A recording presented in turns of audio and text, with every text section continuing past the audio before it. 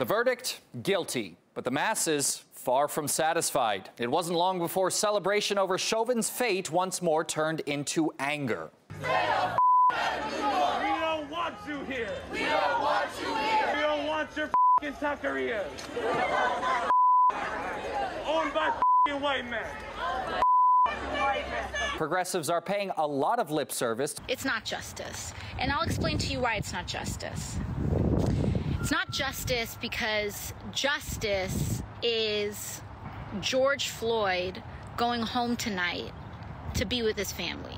This is but a minuscule step on the path to justice. Next stops: independent agency to investigate police misuse of force, criminalize violence against protesters, demilitarize police departments, disband and deconstruct failed police departments. Some are taking a more sentimental approach, making sure everyone knows the death of their new martyr makes them very sad. Thank you, George Floyd, for sacrificing your life for justice. Your name will always be synonymous with justice.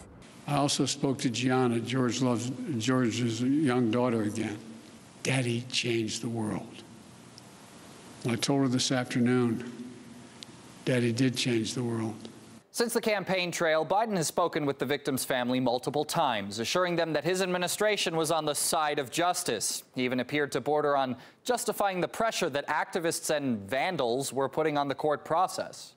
A jury who heard the evidence carried out their civic duty in the midst of an extraordinary moment, under extraordinary pressure. For so many, it feels like it took all of that for the judicial system to deliver a just basic accountability.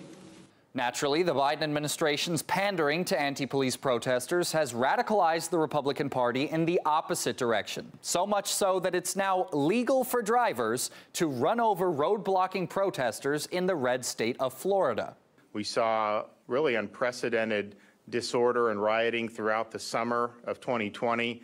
And we said that's not going to happen here in the state of Florida. And we wanted to make sure that we were able to protect the people of our great state, people's businesses and property. And it is the strongest anti-rioting, pro-law enforcement piece of legislation in the country. One big verdict, a whole lot of unsolved problems, and the two ruling parties at each other's throats. Tragedies like the recent police shooting of a 16-year-old black teenager in Columbus, Ohio, just continue to pile up, with neither side ready to come to a compromise. The American political structure, the constitutional structure, is so antiquated and so shot through with undemocratic practices and bias that it would take a top-to-bottom, thorough political structural reform in order to put America on a new racial footing. And I don't see it happening anytime soon. But short of that, there will be no progress whatsoever.